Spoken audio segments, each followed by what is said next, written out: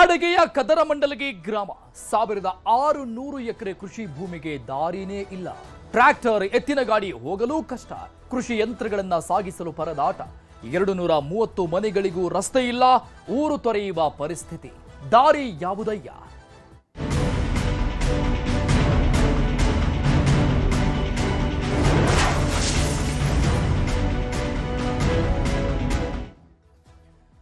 ಈ ಊರಿಗೆ ದಶಕಗಳಿಂದ ರಸ್ತೆ ಮಾರ್ಗನೇ ಇಲ್ಲ.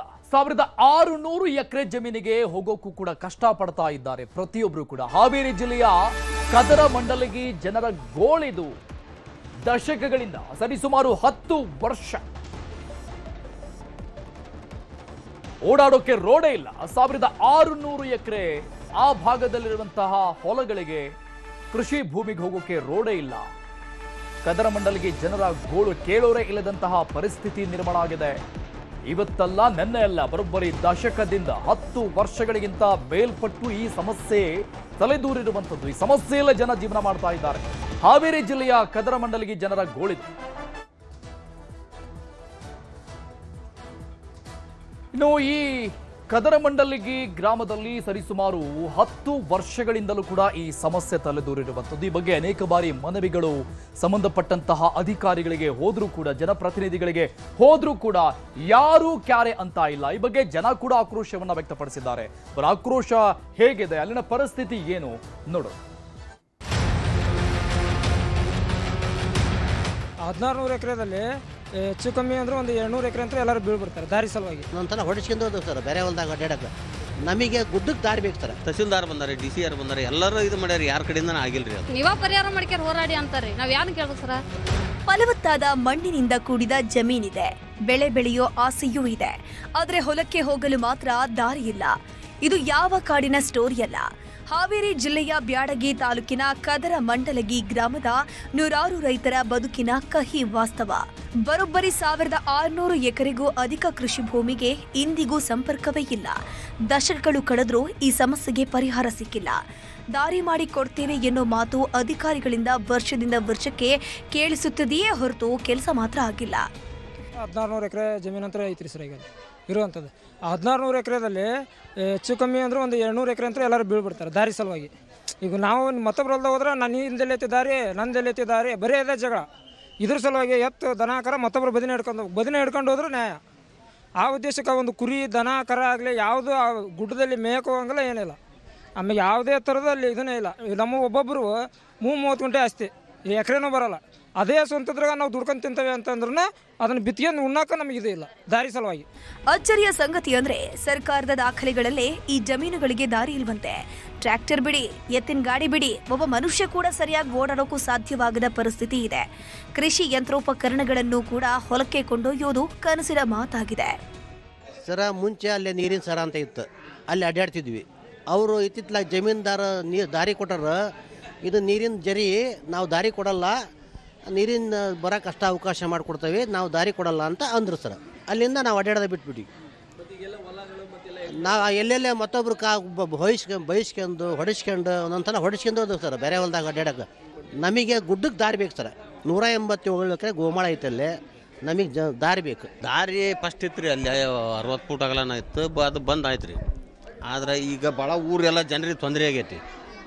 ನೀವೆಲ್ಲ ಮೇಲಧಿಕಾರಿಗಳು ಹಿಡ್ಕೊಂಡು ಎಲ್ಲರಾಗಲಿ ಒಟ್ಟು ದಾರಿ ಮಾಡಿಕೊಟ್ಟು ಅನುಕೂಲ ಮಾಡಿರಿ ಅಂತ ನಾವು ಹೇಳ್ತೇವೆ ಅಷ್ಟೇ. ಈಗ ಅಧಿಕಾರಿಗಳು ಎಲ್ಲ ತಹಸೀಲ್ದಾರ್ ಬಂದಾರೆ, DCR ಬಂದಾರೆ, ಎಲ್ಲರೂ ಇದು ಮಾಡ್ಯಾರ. ಯಾರ ಕಡೆಯಿಂದ ಆಗಿಲ್ರಿ ಅದು ಮಾಡೋದು.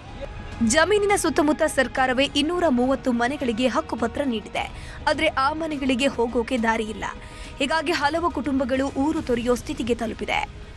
ಎಲ್ಲ ಕೇಳೇವ್ ಸರ, ಗುಡ್ಡಕ್ಕ ದಾರಿ ಇಲ್ಲ, ನಮಗೆ ಗೊತ್ತಿಲ್ಲ, ನೀವ ಪರಿಹಾರ ಮಾಡ್ಕ್ಯಾರ ಹೋರಾಡಿ ಅಂತಾರ್ರಿ. ನಾವ್ ಯಾರು ಕೇಳ್ಬೇಕು ಸರ?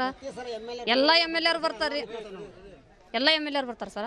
ಹಾಂ ಸರಿ ಮಾಡ್ತಮ್ಮ ಅಂತಾರ. ಅವ್ರು ಎಲೆಕ್ಷನ್ ಇರ್ತೈತ್ರಿ, ಹೋಗ್ರಿ. ಪ್ರತಿ ವರ್ಷ ನಿತ್ಯ ಅಲ್ಲ ನಮ್ಮ ಮನೆಗಳಿಗೆ ಹಿರಿಕರ ಹೋಗಿಬಿಟ್ರಿ. ದಾರಿ ಬೇಕ್ರಿ ಸರ್. ನಮಗೆ ಅಲ್ಲಿ ಮನೆ ಆತಂದ್ರೆ ಸರ ದಾರಿ ಆಕತಿ. ದಾರಿ ಆದ್ರೆ ನಾವು ಆಜು ಬಾಜು ಹೊಲ್ದಾರ ಇದ್ದಾರು ಬದುಕ್ತಾರೆ ಸರ. ದಾರೇ ಇಲ್ರಿ ಅಲ್ಲಿ. ನೀವು ಬರಬೇಡ್ರಿ ಅಂತ ಸ್ವಚ್ಛ ಹೇಳ್ತಾರೆ. ನಿಮಗೆ ದಾರಿ ಇಲ್ಲ, ನೀವು ಬರಬೇಡ್ರಿ ಇಲ್ಲಿ. ಹೀಗೆ ವರ್ಷಗಳ ಕಾಲ ರೈತರು ಸರ್ಕಾರಿ ಕಚೇರಿಗಳ ಮೆಟ್ಟಿಲು ಸವಿತಿದ್ದಾರೆ. ಮನವಿಯ ಮೇಲೆ ಮನವಿಯನ್ನು ಸಲ್ಲಿಸಿದ್ದಾರೆ. ಪಿಡಿಒ ಬಿಡಿ, ಪ್ರಧಾನಮಂತ್ರಿ ನರೇಂದ್ರ ಮೋದಿಗೂ ಇಲ್ಲಿನ ಗ್ರಾಮಸ್ಥರು ಪತ್ರ ಬರೆದಿದ್ದಾರೆ. ಆದರೆ ಸಮಸ್ಯೆ ಮಾತ್ರ ಹಾಗೆ ಉಳ್ಕೊಂಡಿದೆ. ನಾಗರಾಜ್ ಮಾಕಾಪುರ್, ನ್ಯೂಸ್ 18 ಕನ್ನಡ, ಹಾವೇರಿ. ಡೀಟೇಲ್ಸ್ ಕೊಡ್ತಾರೆ ನಮ್ಮ ಪ್ರತಿನಿಧಿ ನಾಗರಾಜ್ ಲೈವ್ ನಲ್ಲಿ ಜಾಯ್ನ್ ಆಗ್ತಾ ಇದ್ದಾರೆ. ನಾಗರಾಜ್, ಬರೋಬ್ಬರಿ 10 ವರ್ಷಗಳ ಕಾಲ ಈ ಸಮಸ್ಯೆಯಲ್ಲಿ ಜನ ಬದುಕ್ತಾ ಇದ್ದಾರೆ. ಒಂದು ಊರಂದ್ಮೇಲೆ ಒಂದು ಮೂಲಭೂತ ಸೌಕರ್ಯ, ಅದು ಬೇಸಿಕಲಿ ಬೇಕಾಗಿರುವಂತ ಸೌಕರ್ಯ, ರೋಡ್ ಅದೇ ಇಲ್ಲ ಅಂದ್ರೆ ಹೆಂಗೆ? ಇದು ಅಧಿಕಾರಿಗಳು ಅಥವಾ ಜನಪ್ರತಿನಿಧಿಗಳ ಹೊಣೆಗೇಡಿತನ ಅಲ್ಲದೆ ಬೇರೇನೂ ಅಲ್ಲ, ಅವರ ಅಸಡ್ಡ ವರ್ತನೆಗೆ ಕಾರಣ ಇದು. ಖಂಡಿತವಾಗ್ಲೂ ಅರುಣ್, ಇದು ಒಂದು ಸಮಸ್ಯೆಯನ್ನ ನೋಡ್ತಕ್ಕಂತ ಹೋದಂತ ಸಂದರ್ಭದಲ್ಲಿ ರೈತರು ಸಾಕಷ್ಟು ವರ್ಷಗಳಿಂದ ಈ ಒಂದು ಸಮಸ್ಯೆ ಬಗ್ಗೆ ಹೋರಾಟಗಳನ್ನ ಮಾಡ್ತಾನೆ ಬರ್ತಾ ಇದ್ದಾರೆ. ಸುಮಾರು 1600 ಹೆಕ್ಟೇರ್ ಪ್ರದೇಶದಲ್ಲಿ ಆ ಭಾಗದಲ್ಲಿ ಭೂಮಿ ಇರ್ತಕ್ಕಂಥದ್ದು. ಆದ್ರೆ ಈವರೆಗೂ ಕೂಡ 1600 ಹೆಕ್ಟೇರ್ ಪ್ರದೇಶದಲ್ಲಿ ಇರ್ತಕ್ಕಂಥ ಭೂಮಿಗೆ ಹೋಗ್ಲಿಕ್ಕೆ ಕೂಡ ಒಂದೇ ಒಂದು ದಾರಿ ಇಲ್ಲ. ಹೀಗಾಗಿ ರೈತರು ಕೂಡ ಅಲ್ಲಿ ಬಿತ್ತನೆ ಕಾರ್ಯವನ್ನ ಮಾಡದೇ ಇರ್ತಕ್ಕಂಥ ಪರಿಸ್ಥಿತಿ ಕೂಡ ಸದ್ಯಕ್ಕೆ ನಿರ್ಮಾಣವಾಗಿದೆ. ಪ್ರತಿ ವರ್ಷ ಕೂಡ ರೈತರು ಸರ್ಕಾರಕ್ಕಾಗಿರ್ಲಿ, ಜಿಲ್ಲಾಡಳಿತಕ್ಕಾಗಿರ್ಲಿ ಮತ್ತು ಅಧಿಕಾರಿಗಳು ಬಂದಂತ ಸಂದರ್ಭದಲ್ಲಿ ಒಂದೇ ಬೇಡಿಕೆಗಳನ್ನ ಮುಂದೆ ಇಡ್ತಾ ಇದ್ದಾರೆ. ನಮ್ಮ ಹೊಲಕ್ಕೆ ಹೋಗ್ತಕ್ಕಂಥ ದಾರಿಯನ್ನ ಮಾಡ್ಕೊಡಿ, ಹಾಗಾಗಿ ನಾವು ಜೀವನವನ್ನ ಕಟ್ಕೊಳ್ಳಿಕ್ಕೆ ಸಾಧ್ಯ ಆಗ್ತಾ ಇದೆ ಎಂಬ ಮಾತುಗಳನ್ನ ಆಡ್ತಾ ಇದ್ದಾರೆ. ಆದ್ರೆ ಸರ್ಕಾರ ಮತ್ತು ಜಿಲ್ಲಾಡಳಿತ ಹೇಳ್ತಾ ಇರ್ತಕ್ಕಂಥದ್ದು ಒಂದೇ ಮಾತು, ನಿಮ್ಮ ಈ ಬಗ್ಗೆ ದಾಖಲಾತಿಗಳಲ್ಲಿ ಕೂಡ ದಾರಿ ಇಲ್ಲ ಅನ್ನುವ ಮಾತುಗಳನ್ನ ಆಡ್ತಾ ಇದ್ದಾರೆ. ಆದ್ರೆ ಇಷ್ಟು ಮಟ್ಟಿಗೆ 1600 ಹೆಕ್ಟೇರ್ ಪ್ರದೇಶದಲ್ಲಿ ರೈತರ ಜಮೀನಿದ್ರೆ ಆ ಜಮೀನುಗಳಿಗೆ ದಾರಿ ಇರದೇ ಇರ್ತಕ್ಕಂಥದ್ದು ಕೂಡ ಯಾವ ರೀತಿ ಅನ್ನೋ ಪ್ರಶ್ನೆಯನ್ನು ಕೂಡ ಅಧಿಕಾರಿಗಳ ಹತ್ರ ರೈತರು ಕೂಡ ಕೇಳ್ತಾ ಇದ್ದಾರೆ. ಆದ್ರೆ ನಕಾಶೆಗಳಾಗಿರ್ಬೋದು, ಗ್ರಾಮ ಪಂಚಾಯತಿ ಆಗಿರ್ಬೋದು ಮತ್ತು ಕಂದಾಯ ಇಲಾಖೆ ಡಿಪಾರ್ಟ್ಮೆಂಟ್, ಈ 3 ಇಲಾಖೆಗಳನ್ನ ಕೇಳಿದಂತ ಸಂದರ್ಭದಲ್ಲಿ ಒಂದೇ ಮಾತು, ಇಲ್ಲಿ ದಾರಿ ಇಲ್ಲ ಅನ್ನುವಂತ ಮಾತು. ಹೀಗಾಗಿ ಸಾಕಷ್ಟು ವರ್ಷಗಳಿಂದ ರೈತರು ಹೋರಾಟವನ್ನ ಮಾಡ್ತಾ ಇದ್ದಾರೆ. 600 ಹೆಕ್ಟೇರ್ ಪ್ರದೇಶದಲ್ಲಿ ಕೂಡ ಬಿತ್ತನೆ ಕಾರ್ಯವನ್ನ ಮಾಡದೇ ಇರ್ತಕ್ಕಂಥದ್ದು ಕೂಡ ಅದೇ ರೀತಿಯಾಗಿ ಉಳಿದಿರ್ತಕ್ಕಂಥದ್ದು ಮತ್ತು ಎತ್ತುಗಳಾಗಿರ್ಬೋದು, ಟ್ರ್ಯಾಕ್ಟರ್ಗಳಾಗಿರ್ಬೋದು, ಇನ್ನಿತರ ಕೃಷಿಗೆ ಬೇಕಾಗಿರ್ತಕ್ಕಂಥ ಯಂತ್ರೋಪಕರಣಗಳನ್ನು ಕೂಡ ಆ ಭಾಗಕ್ಕೆ ಕೊಂಡೊಯ್ಯಲಿಕ್ಕೆ ಸಾಧ್ಯವಾಗ್ತಾ ಇಲ್ಲ. ಹೀಗಾಗಿ ಪರಿಸ್ಥಿತಿ ಕೂಡ ಸದ್ಯಕ್ಕೆ ಉಲ್ಬಣಗೊಂಡಿರುವುದರಿಂದ ರೈತರು ಕೂಡ ಪ್ರತಿ ವರ್ಷ ಅಧಿಕಾರಿಗಳ ಮುಂದೆ ಬೇಡಿಕೆಗಳನ್ನ ಇಡ್ತಾ ಇದ್ದಾರೆ. ಆದ್ರೆ ದಾಖಲಾತಿಗಳಲ್ಲಿ ಒಂದು ವೇಳೆ ಭೂಮಿಯ ದಾಖಲಾತಿಗಳನ್ನ ತೆಗೆದುಕೊಂಡಂತ ಸಂದರ್ಭದಲ್ಲಿ ಅಲ್ಲಿ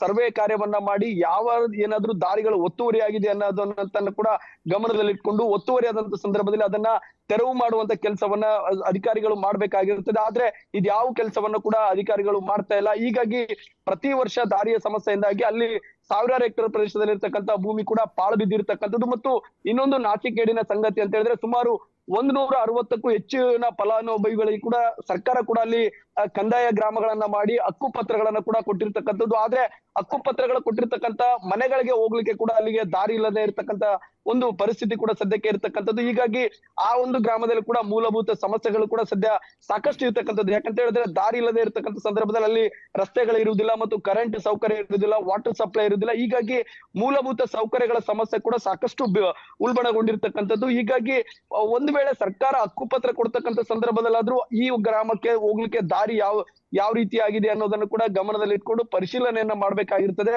ಆದ್ರೆ ಇದ್ಯಾವುದನ್ನ ಕೂಡ ಮಾಡಿಲ್ಲ. ಮತ್ತು ಒಂದು ಮಾಹಿತಿಯ ಪ್ರಕಾರ ಈ ಹಿಂದೆ ಕೋರ್ಟ್ ನಲ್ಲಿ ಕೂಡ ಸಾಕಷ್ಟು ಹೋರಾಟಗಳನ್ನ ರೈತರು ಮಾಡಿದ್ರು. ಕೋರ್ಟ್ ನಲ್ಲಿ ಜಡ್ಜ್ಮೆಂಟ್ ಗಳನ್ನ ಆಧಾರವಾಗಿಟ್ಕೊಂಡು ಸರ್ಕಾರಕ್ಕೆ ಮನವಿಗಳನ್ನ ಸಲ್ಲಿಸಿದ್ರು ಮತ್ತು ಪ್ರಧಾನಮಂತ್ರಿಗಳಿಗೆ ಪತ್ರವನ್ನ ಬರೆದ್ರು ಮತ್ತು ಮುಖ್ಯಮಂತ್ರಿಗಳಿಗೆ ಪತ್ರವನ್ನ ಬರೆದ್ರು, ಜಿಲ್ಲಾಡಳಿತಕ್ಕೆ ರಕ್ತದಲ್ಲಿ ಕೂಡ ರೈತರು ಪತ್ರವನ್ನ ಬರೆದ್ರು. ಆದ್ರೆ ಯಾವುದೇ ಪತ್ರಕ್ಕೂ ಕೂಡ ಸರ್ಕಾರ ಈವರೆಗೂ ಕೂಡ ಕಿಂಚಿತ್ತೂ ಕಾಳಜಿಯನ್ನ ಕೂಡ ವಹಿಸಿಲ್ಲ. ಹೀಗಾಗಿ ಸರ್ಕಾರ ಮತ್ತು ಸ್ಥಳೀಯ ಶಾಸಕರನ್ನ ಕೇಳಿದಂತ ಸಂದರ್ಭದಲ್ಲಿ ಇದು ದೊಡ್ಡ ಮಟ್ಟದಲ್ಲಿ ಸಮಸ್ಯೆ ಇರೋದ್ರಿಂದ ಇದನ್ನ ಸರ್ಕಾರದ ಮಟ್ಟದಲ್ಲೇ ಬಗೆಹರಿಸಬೇಕನ್ನುವಂತ ಮಾತುಗಳನ್ನ ಜನಪ್ರತಿನಿಧಿಗಳು ಆಡ್ತಾ ಇದ್ದಾರೆ. ಹೀಗಾಗಿ ಮುಂದಿನ ಅಧಿವೇಶನದಂತ ಸಂದರ್ಭದಲ್ಲಿ ಈ ಒಂದು ಗ್ರಾಮದ ಕದರಮಂಡಲಗಿ ಗ್ರಾಮದ ದಾರಿಯ ಸಮಸ್ಯೆ ಬಗ್ಗೆ ಧ್ವನಿಯನ್ನ ಎತ್ತಬೇಕಾಗಿರ್ತದೆ. ಅಂತ ಸಂದರ್ಭದಲ್ಲಿ ಸರ್ಕಾರ ಮತ್ತು ಇದರಲ್ಲಿ ಮಧ್ಯ ಪ್ರವೇಶನ ಮಾಡಿ ಈ ಗ್ರಾಮಗಳಲ್ಲಿ ಇರ್ತಕ್ಕಂಥ ರೈತರಿಗೆ ಜಮೀನಿಗೆ ಹೋಗ್ಲಿಕ್ಕೆ ಅಂತ ದಾರಿಗಳನ್ನ ಮಾಡುವಂತ ಅನುಕೂಲವನ್ನ ಮಾಡ್ಕೊಡ್ಬೇಕಾದಂತ ಅವಶ್ಯಕತೆ ಕೂಡ ಸದ್ಯ ಇರ್ತಕ್ಕಂಥದ್ದು. ಆದ್ರೆ ಮುಂದಿನ ದಿನಗಳಲ್ಲಿ ಸರ್ಕಾರ ಇದ್ರ ಬಗ್ಗೆ ಮಧ್ಯ ಪ್ರವೇಶವನ್ನ ಮಾಡುತ್ತಾ ಅಥವಾ ಸರ್ಕಾರ ಅಥವಾ ಜಿಲ್ಲಾಡಳಿತ ಮತ್ತು ರೈತರ ಮನವೊಲಿಸಿಕೊಂಡು ಅಥವಾ ದಾರಿಗಳೇನಾದ್ರೂ ಒತ್ತುವರಿ ಆದಂತ ಸಂದರ್ಭದಲ್ಲಿ ಅದನ್ನ ತೆರವು ಮಾಡ್ತದೆ ಅನ್ನೋದನ್ನು ಕೂಡ ಯಕ್ಷ ಪ್ರಶ್ನೆಯಾಗಿ ಉಳಿದಿದೆ. ಹೀಗಾಗಿ 1000 ಹೆಕ್ಟೇರ್ ಪ್ರದೇಶದಲ್ಲಿ ಕೂಡ ಮತ್ತು ಸರ್ಕಾರಿ ಜಮೀನಿದ್ರು ಕೂಡ ಸರ್ಕಾರಿ ಜಮೀನಿಗೆ ಹೋಗ್ಲಿಕ್ಕೆ ದಾರಿ ಇಲ್ಲದಿರ್ತಕ್ಕಂಥದ್ದು ಸಾಕಷ್ಟು ಸಮಸ್ಯೆಗಳಿದಾವೆ. ಹೀಗಾಗಿ ಯಾವ ರೀತಿಯಾಗಿ ಈ ದಾರಿಯ ಸಮಸ್ಯೆಗಳನ್ನ ಸರ್ಕಾರ, ಜನಪ್ರತಿನಿಧಿಗಳು ಮತ್ತು ರೈತರನ್ನ ಮನವೊಲಿಸಿ ತೆರವು ಮಾಡ್ತಾರೆ ಅನ್ನುವಂಥದ್ದು ಯಕ್ಷ ಪ್ರಶ್ನೆಯಾಗಿ ಉಳಿದಿದೆ. ಅರುಣ್, ನಾಗರಾಜ್, 10 ವರ್ಷಗಳ ಅವಧಿಯಲ್ಲಿ ಸಹಜವಾಗಿ ನೀವು ಹೇಳ್ತಾ ಇದ್ರಿ ರಕ್ತ ಪತ್ರವನ್ನ ಬರೆದು ಆಕ್ರೋಶವನ್ನ ವ್ಯಕ್ತಪಡಿಸಿದ್ದಾರೆ ಅಂತ. ಸೊ ಹೀಗಾಗಿ ಪ್ರತಿಭಟನೆಗಳು ಸಹಜವಾಗಿ ಆಗಿರುತ್ತೆ, ಅಧಿಕಾರಿಗಳಿಗೂ ಕೂಡ ಈ ಬಗ್ಗೆ ಗಮನಕ್ಕೆ ಹೋಗಿರುತ್ತೆ, ಜನಪ್ರತಿನಿಧಿಗಳ ಅವರ ಕಚೇರಿವರೆಗೂ ಕೂಡ ಹೋಗಿರುತ್ತೆ ಈ ವಿಚಾರ. ಬಟ್ ಅವರು ಕೊಡ್ತಾ ಇರುವಂತ ಸಬೂಬೇನು ಯಾಕೆ ಮಾಡಕ್ ಆಗ್ತಾ ಇಲ್ವಂತೆ? ಖಂಡಿತವಾಗ್ಲು ರಕ್ತದಲ್ಲಿ ಪತ್ರ ಆಗಿರ್ಬೋದು ಮತ್ತು ಜನಪ್ರತಿನಿಧಿಗಳ ಕಚೇರಿ ಮುತ್ತಿಗೆ ಹಾಕುವಂತದ್ದಾಗಿರ್ಬೋದು ಮತ್ತು ತಹಶೀಲ್ದಾರ್ ಕಚೇರಿ ಮುಂದೆ ಅಹೋರಾತ್ರಿ ಧರಣಿಗಳಾಗಿರ್ತಕ್ಕಂಥ. ನಾಗರಾಜ್ ಮಾತಾಡಿಸ್ತೀನಿ. PDO ವಿದ್ಯಾಶ್ರೀ ಅವರು ಸಂಪರ್ಕದಲ್ಲಿದ್ದಾರೆ. ಮ್ಯಾಮ್ ನಮಸ್ಕಾರ. ನಮಸ್ತೆ ಸರ್. ನಮಗೆ ಏನ್ ಸಮಸ್ಯೆ ಇದು? 10 ವರ್ಷ ಅಂತೆ, ಯಾಕೆ ಒಂದು ರೋಡ್ ಮಾಡಿಕೊಡಕ್ ಆಗ್ತಾ ಇಲ್ಲ ಅಲ್ಲಿ? ಸರ ಅಲ್ಲಿ ರೋಡ್ ಮಾಡ್ಕೊಡ್ಲಿಕ್ಕೆ ಸಮಸ್ಯೆ ಇಲ್ಲ ಸರ. ಆಕ್ಚುಲಿ ನಕಾಶದಲ್ಲಿ ಅಧಿಕೃತವಾಗಿ ದಾರಿ ಅಂತಾನೆ ಮೆನ್ಷನ್ ಇಲ್ಲ ಸರ್ ಅಲ್ಲಿ. ಓಕೆ. ಅಲ್ಲಿ ರಂಗಪ್ಪನ ಗುಡ್ಡ ಅಂತ ಹೇಳಿದೆ ಸರ್. ಟೋಟಲ್ 168 ಎಕರೆ ಸರ್ ಅದು. ಓಕೆ. ಅಲ್ಲಿ ಒಂದು ದಾರಿ ಹಿಂದ್ಲಿಂದನೂ ಒಂದು ದಾರಿಯಾಗ ಓಡಾಡ್ಕೊಂತ ಬಂದಾರ ಸರ್. ಬಟ್ ಅದು ಆಕ್ಚುಲಿ ನಕಾಶೆ ಒಳಗಡೆ ನೀರ್ ಹರಿಯೋ ದಾರಿ ಅಂತ ಇದೆ ಸರ್. ಓಕೆ. அந்த ಗುಡ್ಡದಿಂದ ಕೆಳಗಡೆ ಒಂದು ಕೆರೆ ಇದೆ ಸರ್. ಆ ಕೆರೆಗೆ ಬರ್ಲಿಕ್ಕೆ ನೀರ್ ಹರಿಯೋ ಜರಿ ಅಂತ ಹೇಳಿ ಇದೆ ಸರ್. ಆ ನೀರ್ ಹರಿಯೋ ಜರಿ ಒಂದು 4 ಫೂಟ್ ಜಾಗ ಅಷ್ಟೇ ಇದೆ ಸರ್. ಓಕೆ. ಹಿಂದೆಗಡೆ ಹಿರಿಯವ್ರು ಏನ್ ಮಾಡ್ತಿದ್ರು, ಆಕ್ಚುಲಿ ಅಲ್ಲೇನೆ ಬಂಡಿ ದಾರಿ ಮಾಡ್ಕೊಂಡು ಓಡಾಡ್ತಿದ್ರು ಸರ್ ಈ ಹಿಂದೆ ಎಲ್ರು. ಓಕೆ. ಅಂದ್ರೆ ತಮ್ಮ ಪ್ರಕಾರ ಈಗ ನಕ್ಷೆ ಒಳಗಡೆ ಅಲ್ಲಿ ರೋಡ್ ಇಲ್ಲ ಅಂತ, ಓಕೆನಾ? ಆದ್ರೆ ಈಗ ಆ ಭಾಗದಲ್ಲಿ 1600 ಎಕರೆ ಕೃಷಿ ಭೂಮಿ ಇದೆ. ಸೊ ಹಾಗೆ ಹೋಗೋದಕ್ಕೆ 1600 ಎಕರೆ ಅಲ್ಲ ಸರ್, 168 ಎಕರೆ ಸರ್. 168 ಎಕರೆ. ಓಕೆ. ಹೌದು ರೈತರು ಏನ್ ಮಾಡ್ಬೇಕು? ಇದಕ್ಕೆ ಸೊಲ್ಯೂಷನ್ ಏನ್ ಮೇಡಮ್? ಸರ್ ಈಗ ರೈತರು ಹಿಂದ್ಲಿದ್ದನು ಅವ್ರವ್ರ ಹೊಲಗಳಲ್ಲಿ ಏನ್ ಆಪ್ಸಾಪ್ ದಾರಿ ಇದೆ ಅಲ್ಲ ಸರ್, ಅದನ್ನೇ ಯೂಸ್ ಮಾಡ್ಕೊತಿದಾರ ಸರ್. ಅವಾಗ್ಲಿಂದಾನು ಅದನ್ನ ಯೂಸ್ ಮಾಡ್ಕೊಂಡೇ ಓಡಾಡ್ತಿದಾರ ಸರ್. ಓಕೆ. ಈಗೇನು ನೀರ್ ಹರಿಯೋ ಜರಿ ಅಂತಿತ್ತಲ್ಲ ಸರ್, ಅಲ್ಲೇ ಬಂಡಿ ದಾರಿ ಅಂತ ಮಾಡ್ಕೊಂಡು ಓಡಾಡ್ತಿದ್ರು. ಇತ್ತೀಚಿಗೆ ಏನಾಗಿದೆ ಸರ್, ಅದು ಅವ್ರವ್ರ ಹೊಲ ಅಳತಿ ಮಾಡ್ಕೊಂಡು ಹದ್ ಬಂದೋಬಸ್ತ್ ಮಾಡ್ಕೊಂಡಾದ್ಮೇಲೆ ಅವ್ರು ಆ ನೀರ್ ಹರಿಯೋ ಜರಿ ಅಷ್ಟೇ ಬಿಟ್ಟಾರ. 4 ಫೂಟ್ ಅಷ್ಟೇ ದಾರಿ ಐತಿ ಸರ್ ಅಲ್ಲಿ.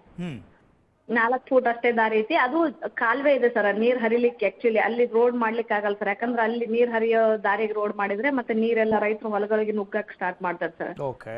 ಹಂಗಾಗಿ ಈಗ ಮೊನ್ನೆ ನಾವು ತಹಶೀಲ್ದಾರ್ ಸಾಹೇಬ್ರು ಸ್ಪಾಟ್ ವಿಸಿಟ್ ಮಾಡಿದೀವಿ ಸರ್. ಅದನ್ನ 168 ಎಕರೆಗೂ ಹೋಗಿ ಬಂದಿವಿ ಸರ್. ಎಲ್ಲಾ ಕಡೆ ಎಲ್ಲೆಲ್ಲಿ ಅವೈಲಬಿಲಿಟಿ ಐತಿ ಅಂತಂದ್ ಹೇಳಿ ಅದನ್ನ ಮಾನ್ಯ ತಹಶೀಲ್ದಾರ್ ಅವರು ಒಂದು ಅವ್ರ ಪ್ರಕಾರ ಎಲ್ಲಿ ಗುರುತಿಸ್ಕೊಡ್ಲಿಕ್ಕೆ ಸಾಧ್ಯ ಆಗ್ತೈತಿ ಅಂತ ಹೇಳಿ, ಯಾಕಂದ್ರೆ ಅದು ಕಂದಾಯ ಭೂಮಿ ಆಗಿರೋದ್ರಿಂದ ಅದನ್ನ ದಾರಿ ಮಾಡ್ಕೊಳ್ಬೇಕಾಗಿರ್ತಕ್ಕಂಥದ್ದೆಲ್ಲ ಅವ್ರ ವ್ಯಾಪ್ತಿಗೆ ಬರ್ತೈತೆ ಸರ್. Okay ma'am. ಅಟ್ಲೀಸ್ಟ್ ಈಗ ಆಸ್ಪದದೊಳಗಡೆ ಬೇರೆ ರೈತರ ಹೊಲಗಳಲ್ಲಿ ಒಂದು 4-5 ಫೀಟ್ ಯೂಸ್ ಮಾಡ್ಕೊಳ್ತಾ ಇದಾರಲ್ವಾ? ಅಟ್ಲೀಸ್ಟ್ ಈಗ ಕಂದಾಯ ಇಲಾಖೆಯಿಂದ ಆ ಭೂಮಿನ ಆಕ್ಯುಪೈಡ್ ಮಾಡ್ಕೊಂಡು ಅವ್ರಿಗೊಂದು ಪರಿಹಾರ ಕೊಟ್ಟು ಒಂದು ಶಾಶ್ವತ ಪರಿಹಾರ ಮಾಡಬಹುದಲ್ಲ ಉಳಿದಂತ ರೈತರಿಗೆ? ಸರ್ ಈಗ ಅದನ್ನೇ ಅವ್ರಿಗೆ ನಾವು ತಹಶೀಲ್ದಾರ್ ಸಾಹೇಬ್ರಿಗೆ ಅದನ್ನೇ ಹೇಳಿದ್ವಿ. ಆಕ್ಚುಲಿ ಅದನ್ನ ಅಕ್ವೈರ್ ಮಾಡ್ಕೊಂಡು ನೀವು ಅದನ್ನ ಅವ್ರಿಗೆ ಪರಿಹಾರ ಕೊಟ್ಟು ನೀವು ಅವ್ರಿಗೆ ದಾರಿ ಒದಗಿಸ್ಕೊಡ್ರಿ ಅಂತಾನೆ ನಾವು ಮೊನ್ನೆ ತಹಶೀಲ್ದಾರ್ ಸಾಹೇಬ್ರಿಗೆ ಇದನ್ನ ಹೇಳಿ ಇದು ಪರ್ಯಾಯ ಉಪಾಯ ಹೇಳಿದ್ವಿ ಸರ್. ಯಾಕಂದ್ರೆ ಜನರು ಹಂಗೆ ಕೊಡ್ಲಿಕ್ಕೆ ಇದನ್ ಮಾಡ್ತಾರ. ಒಂದ್ ಪರಿಹಾರ ಅಂತ ಕೊಟ್ರೆ ಅವ್ರವ್ರೇ ಓಡಾಡ್ಲಿಕ್ಕೆ ದಾರಿ ಇರೋದ್ರಿಂದ ಅವ್ರಿಗೆ ಅನುಕೂಲನೂ ಆಗ್ತತಿ. ಅವ್ರು ಆ ಕಡೆ ಒಂದ್ 4 ಫೂಟ್, ಈ ಕಡೆ ಹೊಲ್ದಾರ ಒಂದ್ 4 ಫೂಟ್ ಬಿಟ್ಟು ಕೊಡ್ತಾರ. ಇಬ್ರು ಒಪ್ಕೊಂತ ಇದಾರ ರೈತರು. ಅವ್ರಿಗೆ ಪರಿಹಾರ ಅಂತ ಕೊಡ್ರಿ ಅಂತ ಹೇಳಿದ್ವಿ ಸರ್. ಅವರು ಸರ್ಕಾರದ ಲೆವೆಲ್ ನಲ್ಲಿ ಮಾತಾಡ್ತೀವಿ, ಈಗ ನನ್ನ ಹಂತದಲ್ಲಿ ಇರೋದಿಲ್ಲ ಪರಿಹಾರ ಕೊಡ್ಲಿಕ್ಕೆ, ಅಕ್ವೈರ್ ಮಾಡ್ಕೊಂಡು ಇದನ್ನ ಪ್ರಪೋಸಲ್ ಕಳಿಸ್ತೀವಿ ಅಂತ ಹೇಳಿದಾರೆ ಸರ್ ಮೊನ್ನೆ. ಒಟ್ನಲ್ಲಿ ವರ್ಕ್ ನಡೀತಾ ಇದೆ ಅಲ್ಲ ಮೇಡಮ್? ಪ್ರೊಸೆಸ್ ಅಲ್ಲಿ ಇದೆ ಅಲ್ಲ? ಹೌದು ಸರ್. ಆದಷ್ಟು ಬೇಗ ಈ ಕೆಲಸ ತಮ್ಮಿಂದ ಆಗ್ಲಿ ಅಂತ ನಾವು ಕೂಡ ಕೇಳ್ಕೊಳ್ತೀವಿ. Thank you so much ma'am. ನೀವು